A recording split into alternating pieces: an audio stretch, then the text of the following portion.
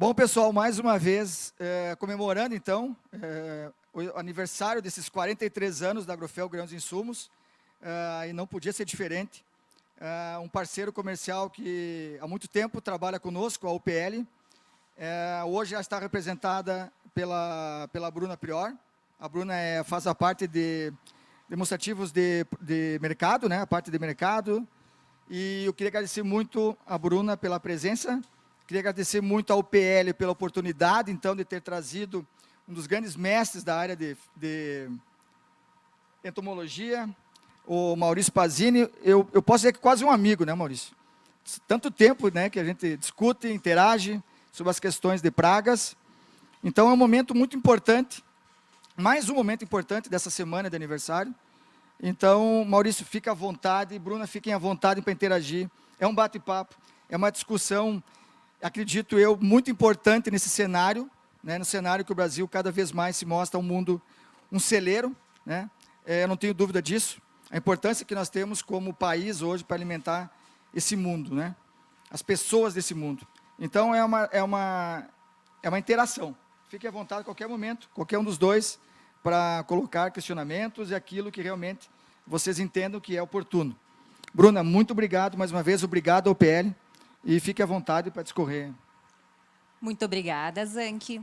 Olá, amigo produtor, obrigada ao Zanck, obrigada ao professor Maurício por essa oportunidade.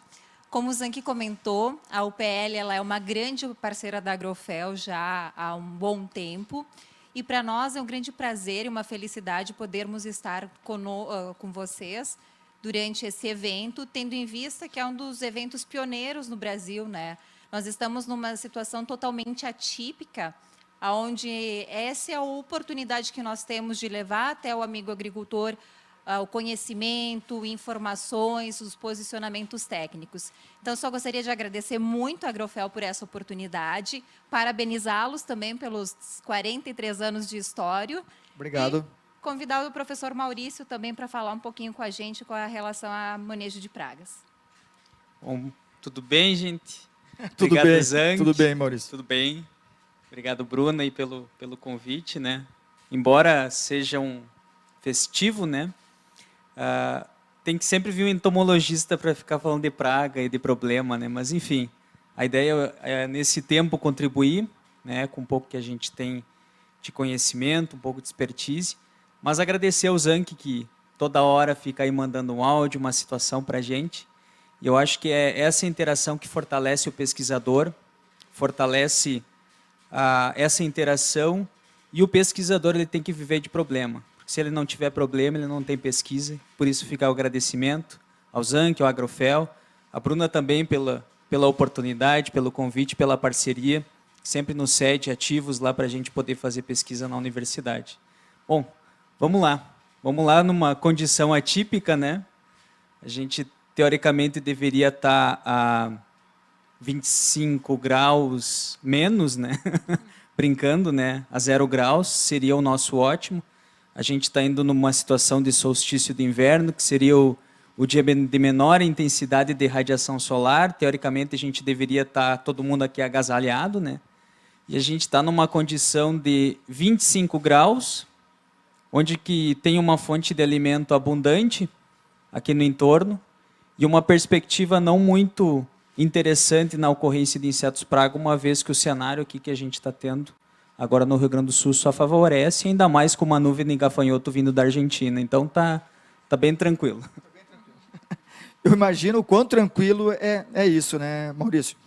Tu falaste em questões de temperatura e nós sabemos que isso implica diretamente no start de alguns alvos, né, de algumas pragas, principalmente pragas relacionadas diretamente às nossas culturas. Essa questão da temperatura nesse momento, como que tu avalia isso no cenário atual, as culturas de inverno, digamos assim, e o que isso pode agravar para as culturas de verão? Bom, primeiro cenário, pegar um cenário aveia-trigo. Eu acho que já é um alerta. Aveia, principalmente em proximidades de área de trigo, com essa intensidade de vento que a gente está tendo, e com essa temperatura, favoreceu muito a multiplicação de pulgão. Se a aveia está contaminada por vírus, automaticamente esse pulgão se alimentando dessa aveia, E é até interessante, quando começa a aumentar a população de pulgão, eles começam a competir por alimento. Ele não é alado. A partir do momento que eles começam a competir por alimento, eles começam a desenvolver essas asas, principalmente nos indivíduos da prole, e a partir disso o vento potencializa essa dispersão. Então, nesse cenário de intensidade de vento alto e temperatura elevada, o que a gente vai ter? A perspectiva é que essa população de pulgão ela esteja migrando, e se tiver, por acaso, essas aveias infectadas, está migrando com vírus. O que isso pode ser para a cultura do trigo prejudicial, uma vez que tem um potencial de 20% a 30% de impacto a essa infecção desses pulgões. E tem um detalhe legal. Agora o trigo, aquele trigo que já germinou, está com 2, 3 folhas, ele está fazendo o processo de diferenciação morfofisiológica. E todo vírus, por afetar principalmente a expressão gênica da planta, ou seja, um exemplo chulo, ao invés da planta ela colocar a proteína A, ela começa a colocar um aminoácido, um açúcar, afetando isso já afeta toda a conformação posterior da planta. É diferente de um pulgão de final de ciclo. Então esse cenário de pulgão, ele se soma também ao cenário de Spodoptera. Porque a Spodoptera, até a gente fez um alertinha, a Spodoptera estava na vagem do soja, ela fez dano na vagem do soja, só que a gente não cuida disso. E essa Spodoptera veio, se desenvolveu nessa entre-safra, nesse azevém, nessa estrutura de planta que tinha, ao se desenvolver agora, ela passa a se estabelecer na cultura do trigo. Tá, mas qual que é a relação que eu faço? A Spodoptera agora ela deveria estar em pupa no solo, por causa da temperatura mais baixa, e ela não está. Ela está nas plantas de trigo se desenvolvendo. Mais uma geração, sendo que cada Spodoptera são 1.000 novos indivíduos a cada geração, e que esses 1.000 novos indivíduos, apenas 100 vão atingir a fase adulta, para cada Spodoptera eu tenho a cada 26 dias 100 indivíduos. E aí é um fator exponencial. Então, uma perspectiva, se não vier uma onda de frio, uma massa de ar polar intensa, se não vier isso, a perspectiva, ela que seria talvez de uma baixa pressão populacional, vai ser de uma alta pressão populacional. E isso se soma a trips, isso se soma a mosca branca, que é um inseto que está começando a acontecer muito no estado do Rio Grande do Sul, e às vezes a gente, ela é diferente, a gente não nota a fase ninfal dela, que é uma fase que ela fica na superfície inferior da folha, mas são todos insetos que eles estão se adaptando e eles estão multiplicando na nossa situação. Ou seja, eu brinco até a lei de Murphy, né? Nada não está tão ruim que não possa piorar, né? Mas inseto, essa é a lógica. Porque o que a gente faz? Toda vez que a gente está fazendo um manejo fitossanitário, eu estou selecionando populações. E ao selecionar essas populações, os mais aptos eles tendem a sobreviver. Então, nesse processo de seleção natural, algumas espécies elas se sobressaem. E aí hoje eu tenho um complexo de 5 insetos que eles vão passar a ocorrer em praticamente todos os cultivos. É o complexo de percevejo marrom e percevejo barriga verde. É o complexo de Spodoptera, e destacando Spodoptera frugiperda. É a questão de trips, e aí envolve a nível Brasil, Caliotrips brasiliensis mais para o sul, Franquinella mais para a Bahia, mas a Caliotrips entrando mais também para o Mato Grosso. É o cenário de mosca branca, e aí a gente deixa um quinto cenário aí para aquela surpresa que sempre vem de inseto praga. E eu acho que essa surpresa está associada muito à diabrótica, o complexo de diabrótica, porque tem um dano de diabrótica que ela está se alimentando lá do risóbio, que a gente não está quantificando, da larva dela, que a gente não está quantificando. Ou seja, se continuar temperaturas acima de 20 graus, com oferta abundante de alimento, e aí vem um destaque de áreas de pousio, quando não é manejado isso favorece, áreas que vão ter plantas daninhas como buva favorece, áreas como areia pretinha favorece, ou seja, o cenário ele só colabora com a incidência de plantas daninhas e plantas cultivadas a gente ter uma pressão elevada.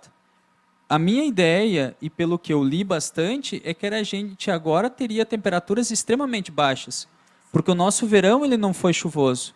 E isso é preocupante porque a gente também não está acertando no clima. Isso é complicado porque o agricultor ele depende do clima e a gente não pode errar nisso. Então, é aquela lógica. Se essa situação está aqui, a gente não pode culpar a situação de clima, mas a gente tem que estabelecer medida para controlar essa população. E o trigo e a aveia eu vejo que hoje são ferramentas para a gente manejar inseto no sistema de manejo. Acho que são grandes oportunidades. Quando tu coloca o trigo e a aveia como oportunidades do manejo dentro desse sistema todo que nós temos, né? Imaginando as culturas de inverno e as culturas de verão, o tratamento de semente dessas culturas de inverno. Hoje, muito usual, né, Bruna, o tratamento de semente de trigo, mas não o tratamento de semente de aveias. Muito dificilmente tu tem isso.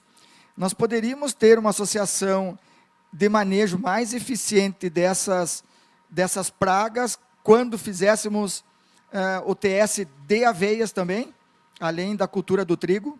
Nós poderíamos melhorar essa eficiência.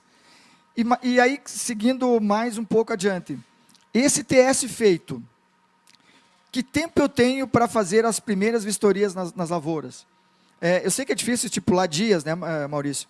Mas mais ou menos, o que eu poderia ter entre o TS e as primeiras vistorias nas nossas lavouras? Bom, eu vejo o TS como uma ferramenta excelente. Claro que tem também a questão de custo, é tudo muito custo. Mas se tu colocar no sistema, o custo se paga. Porque o que acontece? Na aveia e no trigo, lá no início do desenvolvimento tem incidência de espodóptera. E a espodóptera no sistema. Até a gente fez um estudo interessante, a espodóptera na vagem do soja, por dia ela está se alimentando de 0,16 a 0,22 gramas. Se tu pegar o peso de 1 grão. Então, olha o potencial que ela tem diário. E em torno de cada espodóptera, no desenvolvimento dela, ela vai estar se alimentando de pelo menos de 10 a 15 grãos. Então, é um impacto significativo que a gente tem que começar a visualizar. Só que essa população ela vem para a cultura. Do trigo vem para a cultura da aveia. A primeira oportunidade OTS.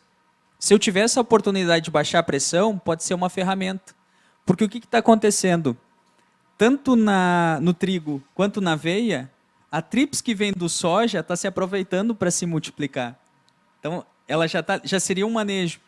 Na própria aveia, o início de pulgões, principalmente em uma espécie que a gente tem dominância nesse início, que é o ropaloso e fumpade, esse início de infestação ele está muito atrelado às primeiras folhas da aveia. Ou seja, ele se multiplica ali, ele vai se consolidando na aveia para depois migrar para o trigo. Ou seja, eu vejo como uma oportunidade muito forte. É uma questão de direcionar e ver custo, né? Mas se tu colocar no sistema, as oportunidades de trigo e de aveia estão no TS, mas também estão lá no final, pré-soja. Tem uma grande oportunidade ali. Porque a gente tem dispersão, por exemplo, de percevejo, tanto em aveia quanto em trigo, quando começar ali a questão do emborrachamento deles, ali que começa a dispersão, ali é o time de manejo. Ou seja, tu já tem uma oportunidade ali para baixar essa pressão de percevejo, mas tu também tem uma oportunidade de baixar a pressão da espodóptera, que ela está vindo do frio, ela emerge do pulpário e vai fazer o primeiro ciclo de desenvolvimento, tanto na aveia quanto no trigo. Ou seja, são oportunidades. Em relação a time de tratamento de semente, é até bacana. Às vezes a gente tem a noção que, ao tratar semente, o produto ele já está na semente.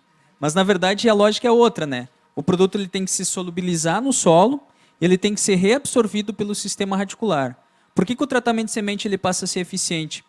Porque na própria emissão de radicela, automaticamente o tratamento de semente ele não precisa se deslocar, ele já está contido ali. Então fica mais fácil de ter essa solubilização no solo e ter esse processo de absorção. Só que isso dá geralmente de 3 a 4 dias a partir da emergência da cultura. Então tem um time ali que a gente não vai ter tanta proteção, mas é mais ali na emergência. A partir da emergência a gente tem que contar o filocrono. Filocrono é o tempo de aparecimento de folha. Então, geralmente, no trigo, nessa temperatura, a cada 6, 7 dias está botando uma folha. Temperaturas mais baixas, a cada 9, 10 dias, ele está colocando outra folha.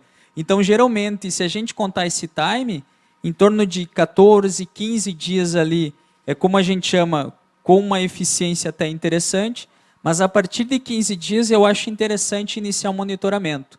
Não pelo fato que o tratamento de semente não vai estar agindo, mas mais pelo fato de tu ter o controle da tua área. Eu vejo hoje o monitoramento, a gente está voltando a discutir, pode ver a questão de rotação de culturas, plantas de ciclagem de nutrientes. A gente está voltando a discutir um conceito que foi muito levantado por toda aquela onda do sistema plantio direto. E a gente está voltando nessa lógica e a gente vai voltar para inseto também. A gente vai querer ter mais a nossa lavoura na nossa mão. e para isso vai passar para o monitoramento. Eu acho que isso logo, logo vai passar a ser material de produto comercial, de empresa e coisa. Eu vejo que isso é um caminho, porque monitoramento é chave. Se tu não tiver monitoramento, tu não sabe o que acontece, né? Você que está ligado diretamente à pesquisa, né? Então você tem uma visualização muito maior do cenário, né, Bruna? Do que talvez nós. E se fala muito na agricultura digital a importância de equipamentos digitais para monitoramento de culturas, né? Drones, satélites, apps, né? Hoje em celulares, né? Que fazem diagnose, talvez, de quais são as pragas, né? Nessa visão tua como pesquisador, qual a importância ainda do técnico, do ser humano orquestrando todo essa parafernália hoje de equipamentos que temos, né, digitais, produtos, né, qual o peso que ainda tem o técnico nisso tudo, na tua visão, Maurício? Bom, vamos começar pelo conceito primeiro da tecnologia, né? A tecnologia hoje que a gente tem, a maior é a NDVI, NDRS, que são esses índices de vegetação. O que ele faz? Ele pega simplesmente o que a planta está refletindo, só a radiação incide, parte dela é refletida. Essa parte refletida é o que o sensor ele captura, e a partir disso ele começa a ler comprimentos de onda e nesse processo de interação.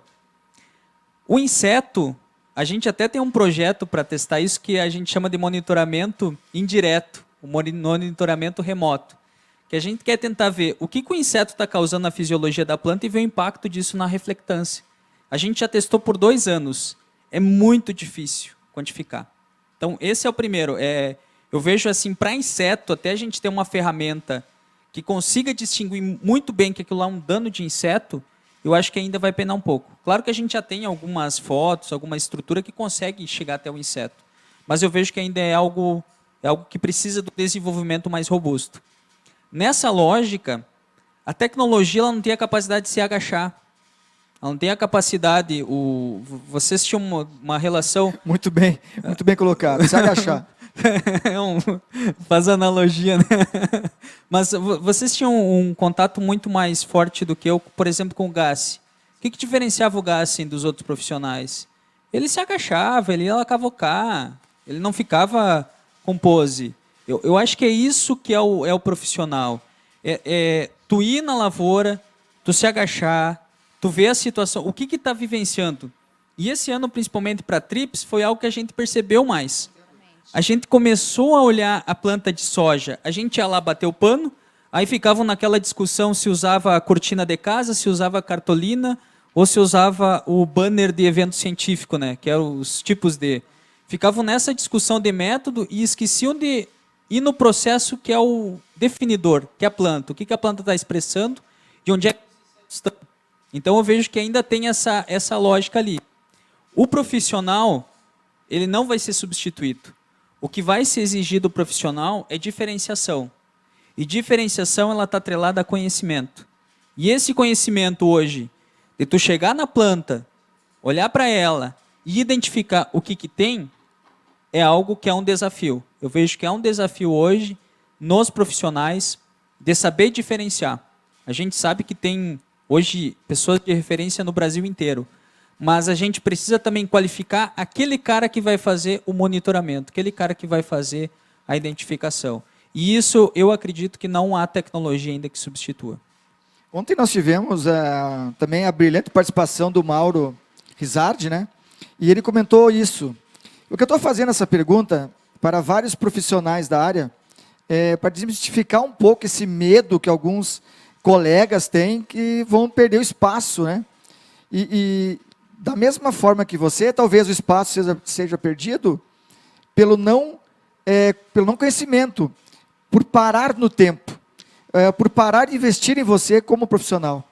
Porque essa interação máquina-homem, evidentemente que ela vai se dar, muito rápida atualmente, mas é uma interação entre as duas partes, né?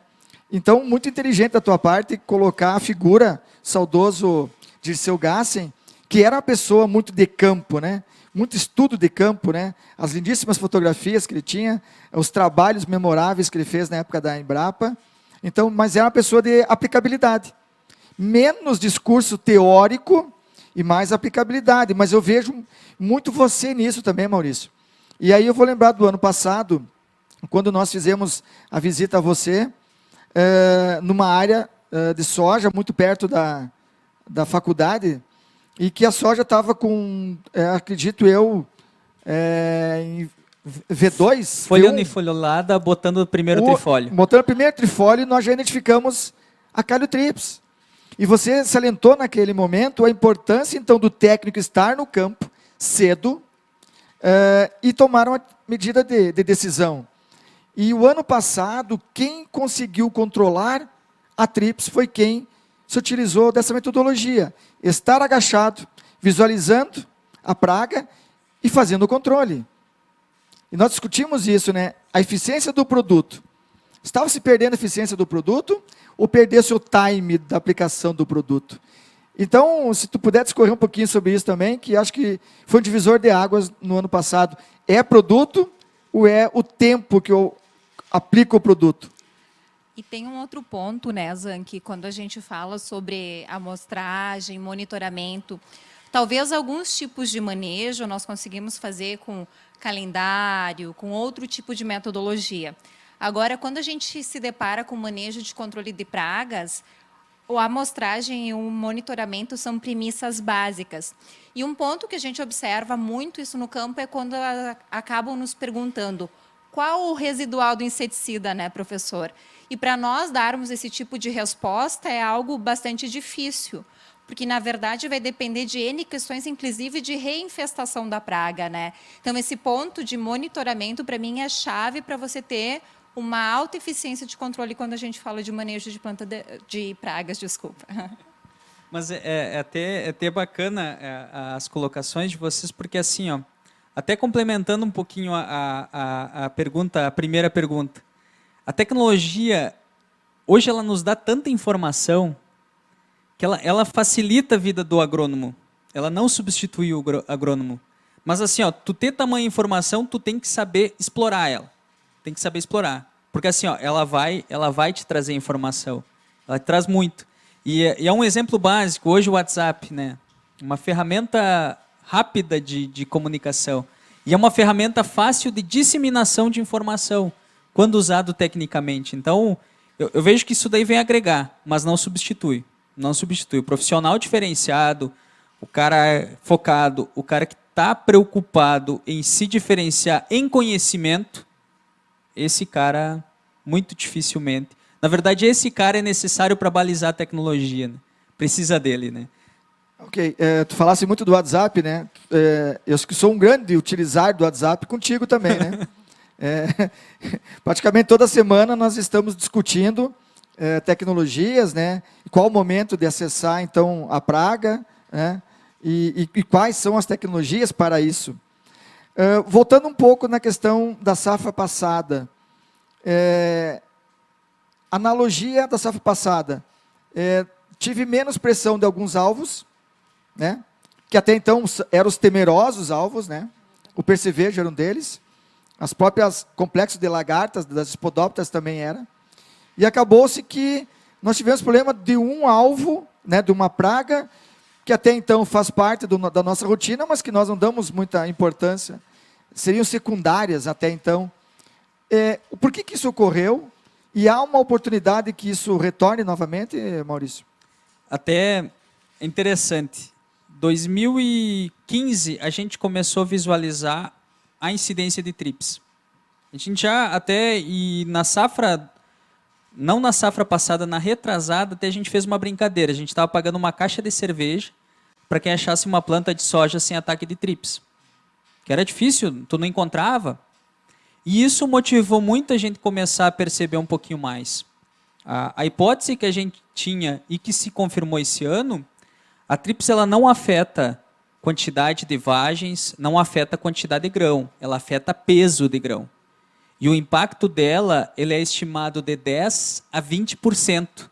Então, principalmente quando pega massa de 1.000 grão, ou principalmente o pessoal que trabalha com semente, tem que abrir o olho, porque isso daí pode estar afetando em qualidade. Mas na lógica da trips, é aquele time. E tu estava bem no ensaio que a gente testou, e o time de manejo de trips ou vai ser dessecação com inseticida, ou vai ser tratamento de semente, ou V3 ou V8. Esse vai ser o time dela. Depois dali, perdeu. Né? A gente fala, brinca até, aqui jaz. Porque o que acontece? Nossa tecnologia de aplicação, ela não tem tanta eficiência para chegar até onde o alvo está. A TRIPS ela tem um ciclo de 15 dias, sendo que desse ciclo de 15 dias, pelo menos 4 dias ela vai ficar no solo.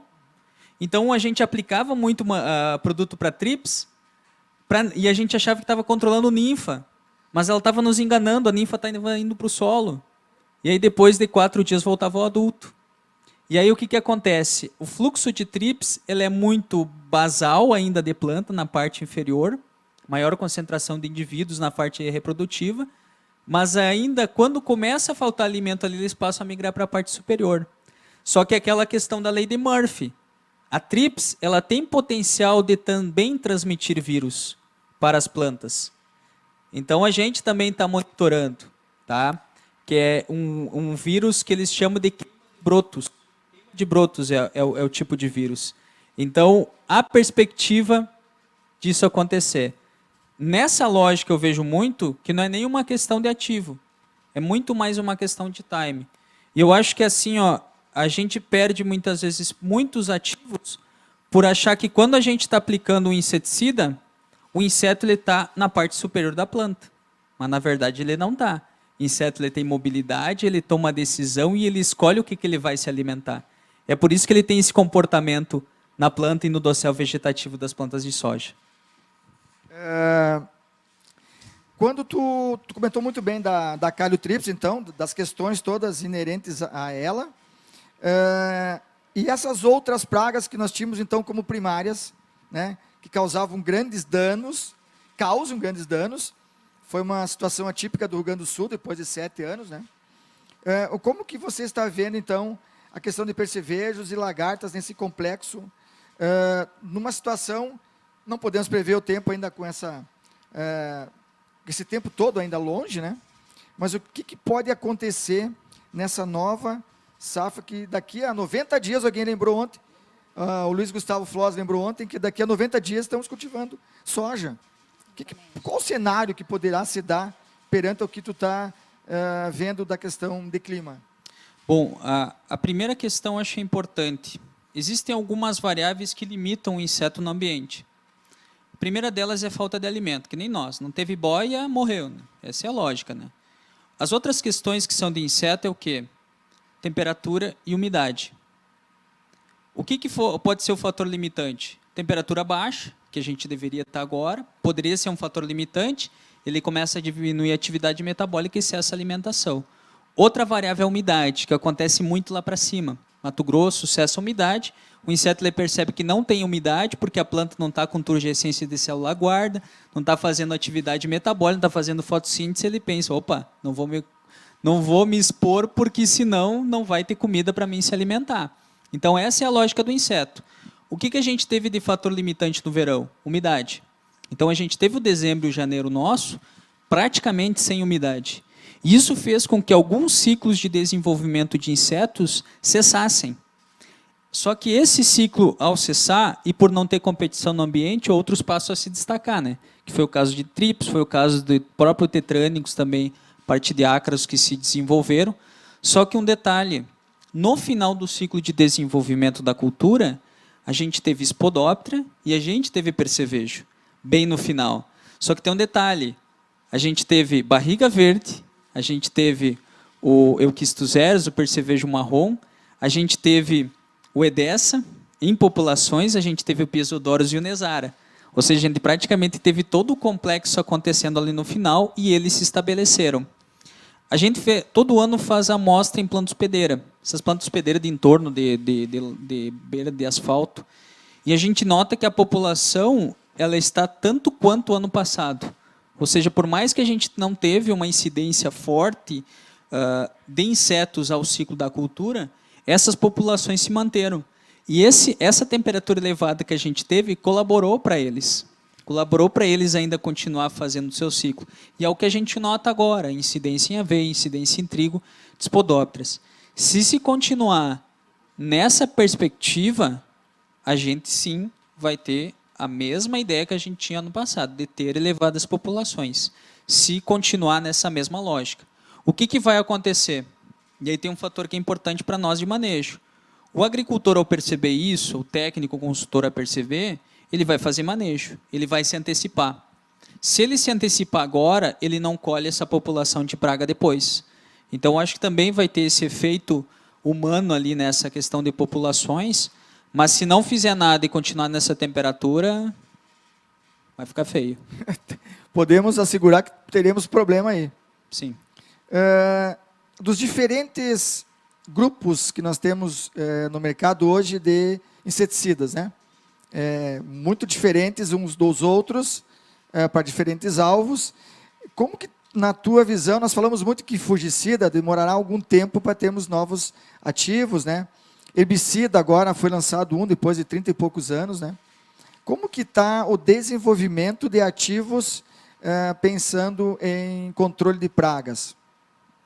Bom, os ativos que foram lançados até então, que a gente tem um acompanhamento, foi muito uma evolução de conformação da molécula. Tem a molécula, vai lá, muda a conformação. Isso acontecia nos neonicotinoides, né? O nicotinoide de primeira, segunda, terceira e quarta geração, né? Alguns falam de outro grupo químico, mas foi essa evolução que teve. O que mudou muito foi a conformação dessas moléculas. Só que o que acontece? O mercado chinês nesse processo hoje, se tu olhar o próprio mercado deles, eles têm uma gama de moléculas gigantesca, novas que estão sendo desenvolvidas. Qual que é o problema dessas moléculas? O teste e principalmente o grau de toxicidade em relação ao ser humano. Então é algo que a gente tem que ponderar. Mas a perspectiva que a gente vê de lançamento de novas moléculas e principalmente com essa nova dinâmica que a gente está tendo no Ministério da Agricultura, ela vai se antecipar muito. Produtos que poderiam ser lançados há 3, 4 anos, eles estão se antecipando, eles vão ser lançados mais cedo. O que eu tenho de conhecimento é pelo menos 1 ou 2 ou 3 novas conformações aí que a gente tem. Eu vejo que isso vem agregar. Todas as possibilidades que a gente tiver a mais de manejo, elas vêm agregar. Mas eu vejo que, embora a gente tenha a ferramenta, a gente tem que fazer ainda muito mais o básico bem feito em questão de manejo. Eu acho que os nossos ativos que hoje a gente tem no mercado, eles entregam eficiência. Eles entregam eficiência se eles forem aplicados no inseto. Não adianta tu aplicar o produto na folha e achar que o inseto que está lá no outro lado, ele vai, lá tem inseticida, vou lá me contaminar. Né? Isso não vai acontecer. Então tem que botar o produto primeiro no alvo. E aí tem uma questão que eu acho fundamental, tecnologia de aplicação. Algo que eu convivo muito com pessoas que trabalham muito forte nesse sentido, e a gente vê o quanto que tem gargalo. Tu pega dos próprios, vamos pegar o grupo dos neonicotinoides. Só se tu pegar o log KW deles, a discrepância que a gente tem de característica deles é muito grande. Ou seja, cada produto ele vai entregar uma performance. Não tem como tu dizer hoje se A ou B é melhor. Até porque cada região a gente tem um grau de uso e uma pressão de produtos. A gente sabe que determinadas regiões A não vai funcionar por quê? Porque lá tem uma pressão de uso. Ou seja, é boas práticas, é tecnologia de aplicação, é a questão de conhecimento do alvo, e isso tudo vem a se somar com a tecnologia. Essa ponte ela é importante. Professor, e aproveitando esse gancho, como é que o senhor vê a questão desse cenário de manejo de resistência, principalmente se falando de percevejos, né? Porque se a gente pegar o cenário como um todo no mercado, a gente tem muita mistura que é neonicotinoide com piretroide. E até se teve muitas discussões com relação ao acefato, né? Então, qual que é a importância que o senhor vê do acefato entrar dentro desses sistemas de manejo, nessa questão também desse problema de resistência que a gente vai vir a sofrer se não tivermos... E deixa eu aproveitar o gancho, Bruna, que foi uma pergunta bem inteligente. Da mesma forma que nós fazemos rotação de ativos, de grupos químicos, de modos de ação, para a parte de fungicidas, para a parte de herbicidas, qual a importância disso também, né, na mesma pergunta da Bruna, com inseticidas? Bom, a primeira questão, eu não gosto, particularmente eu não gosto de repetir o mesmo ativo na safra. No máximo uma vez, mas se puder não repetir por exemplo, usou o piretroide A e repetir ele numa mesma aplicação, eu não vejo como interessante. Até porque tu tá colocando uma pressão. Então, esse é o primeiro pressuposto. Eu vejo muito uma questão hoje de densidades. De meio a 1 percevejo, eu gosto de posicionar associações de piretroide não nicotinoide. Mais que um percevejo, eu gosto de posicionar o que a gente chama de limpa-trilho, que é o acefato, que é o carbosulfan, que é associações de piretroide em alta concentração de piretroide, ou seja, é uma questão, primeira questão de time. Em relação do ciclo de desenvolvimento, estando estabelecida a população, é sinal que o teu ambiente ele já está em desequilíbrio, né? Ou seja, tu vai ter que manejar para conter esse fluxo populacional. Mas eu vejo essa mesma lógica, até interessante, as outras áreas, fitopatologia, herbologia, em relação a conhecimento de ativos e coisas, ela é muito mais desenvolvida que a entomologia. Até porque os organismos que eles trabalham, eles são estáticos e eles são muito reflexo daquilo que é feito.